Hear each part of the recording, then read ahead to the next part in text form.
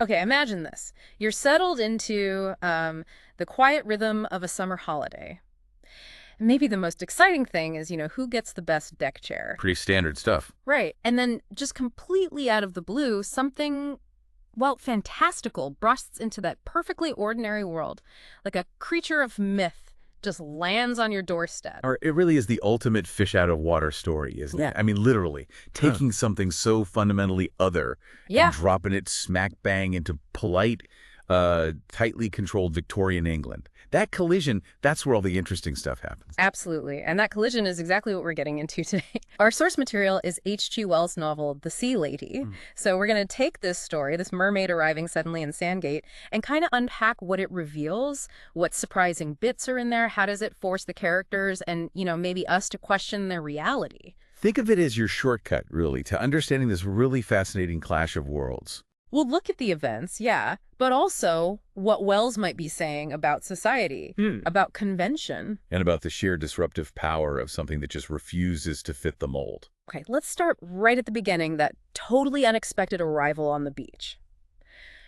Wells sets the scene so vividly, doesn't he? Sandgate, those villas with gardens going right down to the shingle. Yeah, and he mentions the groins, those like wooden barriers sticking out. Right. They created these sort of sheltered pockets, almost like private little coves. Very private feeling. Exactly. And this is the world of the Bunting family, Mr. and Mrs. Bunting, their son Fred, and their guests, the Glendower girls, Adeline and Mabel. And it's a very specific social world.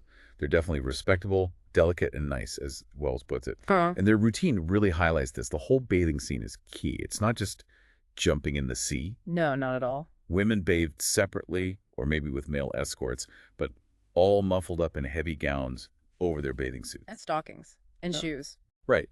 And Mrs. Bunting even insists on safety ropes for her daughters. It's all about maximum control, minimal spontaneity. Very proper. And right into this super regulated environment swims this, well, mysterious figure. At first, just described as a graceful swimmer, cap pulled down.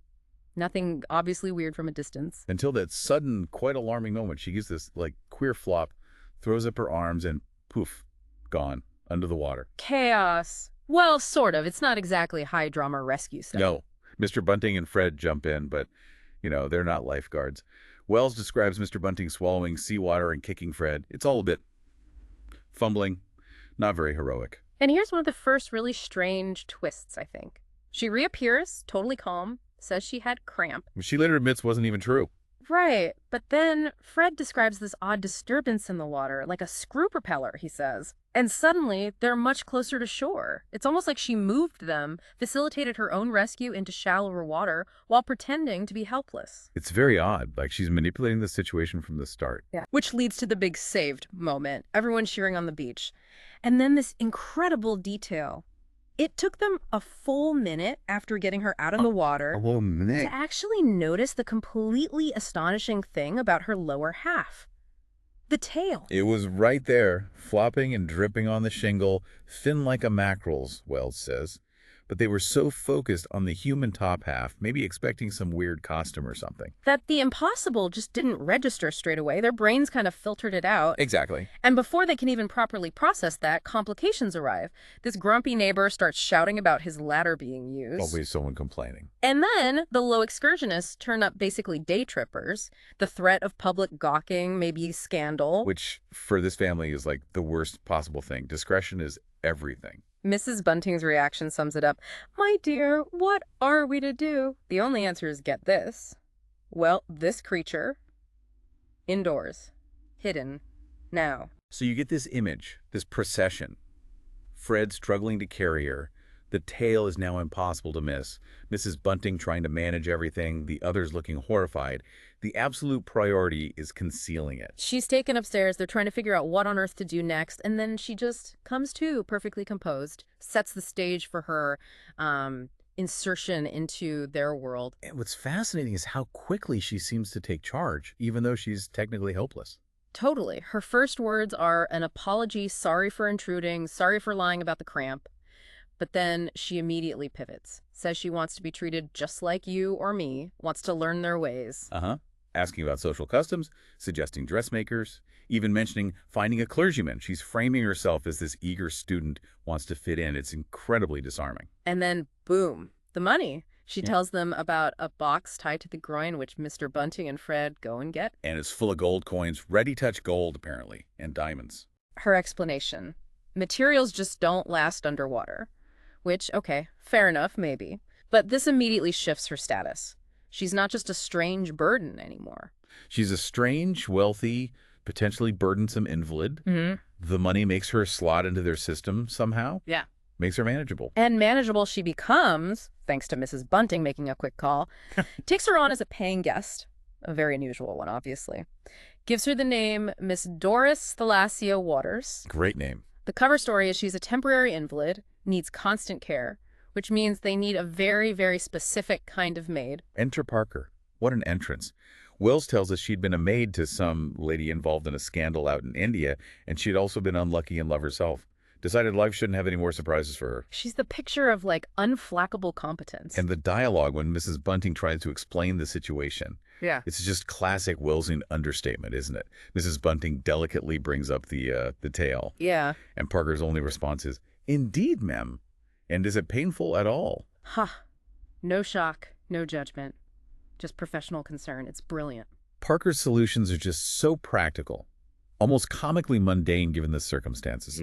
A sort of violin case for it, extending the gowns to hide the tail, using invalid chairs or carrying chairs to get her around. She even handles the social stuff perfectly, gets a card plate made up, swaps the damp box for proper luggage, making everything look normal. And that detail about the stockings. Parker insists on buying stockings for Miss Waters. Even though she doesn't have feet. Exactly. It just shows this deep, almost absurd commitment to Victorian propriety. Even with a mermaid, certain norms must be observed. It's about keeping up appearances. It's the quintessence and central principle of the proper life, as the narrator calls it. And Parker keeps this facade up completely. The narrator tries to interview her later, years after. Yeah. Gets met with total silence, inflexible severity. She refuses to break her silence, which is why the narrator admits his knowledge is limited. Parker is like the silent engine of discretion, you Yeah. know, the perfectly calibrated mechanism that lets the Buntings kind of absorb this massive anomaly into their respectable world. On the surface, at least. So as Miss Waters, the sea lady, settles in, you really start seeing the friction, don't you, between her world and theirs, and how different people react. Adeline Glendower, especially, she's really wary. Oh, yeah. Adeline is like the embodiment of earnest, purposeful Victorian womanhood. She's super invested in Harry Chatteris's political career, her own studies. Right. She sees the sea lady as just disruptive, out of harmony, frivolous, digression from their important work. She actually says, "I don't trust her." Sees her as trivializing the serious business of life. But Mrs. Bunting sees it differently. I mean, she's practical about the money, sure, but she also sort of intellectualizes the whole thing. Well, she defends the sea lady's charm, her wealth, but also hints that maybe her arrival means something deeper, spiritual even. A counterpoint to all the materialism of the age, she suggests. She's trying to fit this bizarre event into a framework that makes sense to her, maybe even elevates it a bit. And you see this clash of perspectives playing out during, like, their tea time chats. Yeah. It also gives us these little glimpses into the sea lady's world. Yeah, like her simple delight in having tea, explaining they can't actually boil water underwater, makes her reality suddenly feel very alien. And her descriptions of the deep. They're vague, but really evocative. Luminous, floating, a world with no time or anything of that sort. Adeline just finds it inconceivable, too abstract for her practical mind. While Mrs. Bunting, characteristically, tries to make it relatable, compares it to Piccadilly or the Strand. Yeah. Trying to domesticate the alien, you know. Yeah, bring it down to earth. And what's really surprising is Wells's explanation for how books even get down there. Oh, right. Not some ancient magic library. No. It's sunken ships, stuff thrown overboard from liners, sometimes deliberately when people are quite finished with them. Like trash. Pretty much. Yeah. And things left on beaches by holidaymakers. He even mentions the entire Tauchnitz library ended up down there. The Tauchnitz Library, for anyone listening who doesn't know, that was this German publisher back then, famous for cheap paperback reprints of English books, mainly for travelers. Right. So the idea that this whole library of discarded chorus paperbacks is the source of literature for the deep sea, it's wonderfully mundane, isn't it? Almost pathetic, grounds the fantasy in, like, human wastefulness. Yeah, it adds this layer of the everyday onto the myth. And there's that brief but really telling moment when Adeline asks about merchildren. Oh, yeah, that was awkward. The sea lady's response is so evasive. What little ones? It's unsettling. Hints at some fundamental difference, maybe in their biology, their life cycle. Something quite different from humans. Mrs. Bunting gets this fleeting, shocking glimpse of pagan possibilities. So the sea lady is now kind of installed, but the threat of public discovery is always there. Rumors start spreading, probably from the maid's boyfriend. Someone always talks. And the story actually hits the local papers. This incredible secret, glaringly in print. The Buntings are predictably terrified. The sea lady herself is distressed by it. And this is where Melville steps in, the narrator's cousin. He's sort of a fixer. Right. He's dabbled in journalism, knows how the press works. He manages to basically squash the story publicly, convinces the local journos it's a hoax, mocks the big London papers, calls them halfpenny fever rags that always get things wrong. But there's this one journalist, a rising young journalist, who won't let it go. Persistent guy. He chases the story, even pretends to be a telephone repairman to get inside the house and actually confirm the tale exists. He sees it. Yep. But even with proof, he can't get the story published. Editors like this guy Banghurst just dismiss it as nonsense or too clever for readers. They want stories about politicians' clothes, social trends, normal stuff. Not actual mermaids. Exactly. It highlights how the gatekeepers of information, the established systems, just struggle with something genuinely weird. They prefer stories that fit the existing narratives, stuff readers can easily digest, not things that challenge fundamental beliefs. And the narrator himself first hears the rumor being dismissed at the Pen Wiper Club. Sounds very fancy. Probably some fictional London literary club, right? He hears someone complaining about this persistent journalist. So the story is circulating among the elite, but it's being actively shut down as absurd or just bothersome. It's like a miniature version of how society often deals with disruptive truths, isn't it? Yeah. Denial, mockery, filtering by the people in charge of the info flow. Into this already pretty complicated situation arrives Harry Chatteris. He's absolutely key. Adeline's big hope, her focus. Wells paints a clear picture of him. Nephew of an earl, handsome, seems brilliant, but there's this hint of restlessness in his past. Some scandal in America involving a millionaire's daughter, bad press. Right, not entirely straightforward. And he's currently focused on his political future. Wants to be the Liberal candidate for Hythe. He's just back from Paris sorting things out. So he arrives, stays at the fancy Metropole Hotel, visits the Buntings. Now, the narrator admits he doesn't know what happened in the private meeting between Chatteris and Adeline. But Adeline later announces, very triumphantly, that his political plans are all settled, implying their shared future, their project, is locked in. She makes this announcement really proudly to the whole group out in the garden, cementing their connection, their purpose in everyone's eyes. And this is where the tension really clicks up a notch. Adeline's eyes meet the sea lady's. Then the sea lady turns her full attention onto Chatteris as they're introduced. Wells calls it a long-deferred scrutiny. Ooh, you get the feeling this is it. This is the moment she's been waiting for, maybe. Feels like it. The conversation moves on to politics. Adeline's talking about their vast purposes, establishing ideas. Very high-minded stuff compared to Mr. Bunting's more local view of politics. Yeah.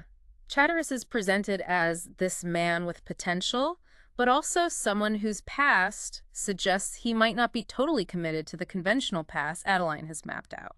And as he spends more time near the sea lady, this inner conflict just grows. Melville notices he's distracted, preoccupied. Yeah, which leads to some really significant conversations, especially between Melville and the sea lady herself. She starts questioning really fundamental things like, what is a soul?